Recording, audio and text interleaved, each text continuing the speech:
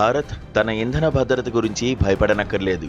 ఎంత చమురు కొనాలనుకుంటే అంతా సరఫరా చేయడానికి సిద్ధంగా ఉన్నామంటూ అమెరికా విదేశాంగ మంత్రి మార్క్ రూబియో చేసిన వ్యాఖ్యలు భరోసా కంటే బెదిరింపే ఎక్కువగా ఉందని విశ్లేషకులు అంటున్నారు. రెండు దేశాల మధ్య ఇంధన సహకారమే తన పర్యటనలో అత్యంత కీలక అంశమని ఆయన ముందే చెప్పి వచ్చారు. తాము అమెరికా రికార్డు స్థాయిలో చమురు ఉత్పత్తి, ఎగుమతులు చేస్తున్నదని గుర్తు చేయడంతో పాటు భారతదేశ ఇంధన దిగుమతుల్లో సింహభాగం తమదే కావాలని కూడా స్పష్టం చేశారు. తమతో పాటు వెనిజువలాకు కూడా అధిక వాటా దక్కాలని కోరడమే కాక ఆ దేశాధ్యక్షురాలు భారత్లో పర్యటించబోతున్న తరుణంలో ఉభయ దేశాలు కలిసి ముందుకు సాగాలన్నారు.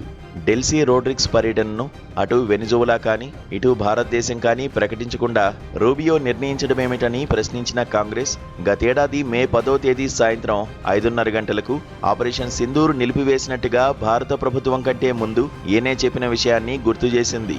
భారతదేశానికి సంబంధించిన కీలక నిర్ణయాలు ముందుగా అమెరికాలో జరుగుతున్నాయా అని కాంగ్రెస్ ప్రశ్న.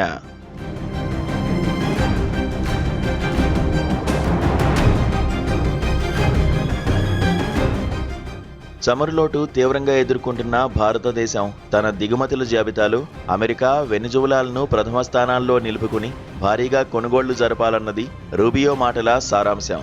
తాము ఆరంభించిన ఇరాన్ యుద్ధంతో భారత్లో ఏర్పడిన చమురు సంక్షోభాన్ని ఎలా పరిష్కరించుకోవాలో అమెరికాయే చెబుతోంది. వెనిజువలా చమురు మీద ఆంక్షలతో భారత్ను గతంలో బెదిరించి దిగుమతులకు మోకాలడ్డిన అమెరికా ఇప్పుడు తానే స్వయంగా సేల్స్ మ్యాన్ పాత్ర పోషిస్తోంది. జనవరిలో ఒక అర్ధరాత్రి కుట్రలో నికోలస్ మదురోను ఎత్తుకుపోయి ఆ స్థానంలో నమ్మిన బంటును ప్రతిష్ఠించుకున్నాక వెనిజువలా చమురును అమెరికన్ కంపెనీలే డ్రిల్ బేబీ డ్రిల్ అని ఆడుతూ పాడుతూ తవ్వుకుంటున్నాయి, అమ్ముకుంటున్నాయి. అప్పటి వరకు ఈ పాపిస్టి చమురు మీద ఉన్న ఆంక్షలన్నీ ఒక్కసారిగా తొలగి పెత్తనం అమెరికా చేతిలోకి పోయింది. పేరుకు మరో దేశమైన సర్వాధికారం అమెరికాదే కనుక ఆ కంపెనీల వాటి లాభాల పరిరక్షణ ప్రధానం.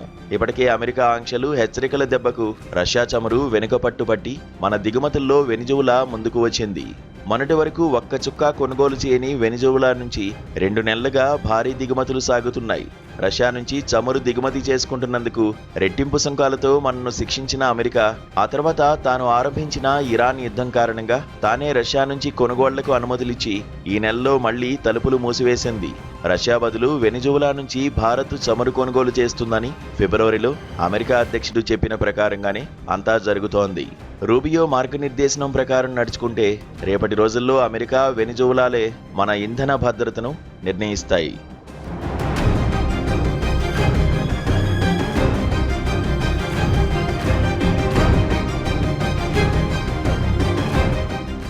ప్రపంచంలో 3వ అతిపెద్ద చమురు దిగుమతిదారైన భారతదేశం ఇంధనం కోసం ఏటా రమారమి $175 బిలియన్ ధనం ఖర్చు చేస్తున్నది. పెట్రో డాలర్ ఆధిపత్యానికి వివిధ దేశాలు, కూటముల నుంచి సవాళ్లు ఎదురవుతున్న నేపథ్యంలో మిత్రదేశమైన భారత్ను నియంత్రించడానికి అమెరికా ప్రయత్నిస్తోంది. ద్వైపాక్షిక వాణిజ్యంలో భారత్కు కాస్తంత మిగులు కూడా ఉన్నందున భారత ఇంధన సరఫరాలను తన నియంత్రణలోకి తీసుకోవాలని చూస్తోంది. ఘర్షణ పడే ఉద్దేశం లేదని అంటూనే అమెరికా తాను చేయదలుచుకున్నది చేస్తోంది. ట్రంప్ విధానాలు కేవలం భారత్ను ఉద్దేశించినవి కావని అంటున్నప్పటికీ ట్రంప్ మలిరాకడ తర్వాత భారత్కు అన్ని రంగాల్లోనూ వనగూరిన నష్టం అపారమైంది.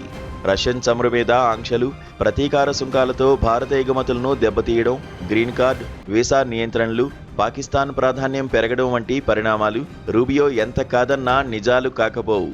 $500 బిలియన్ విలువ చేసే అమెరికన్ ఉత్పత్తుల కొనుగోలుకు సరైననేంత వరకు ట్రంప్ ప్రభుత్వం భారత్ను వదిలిపెట్టలేదు. మోదీ ఓ అద్భుత వ్యక్తి, ఆప్తమిత్రుడు అంటూనే ఖరీదైన అమెరికా, వెనిజువలా చమురు భారత్కు అంటించేందుకు రంగం సిద్ధమవుతోంది.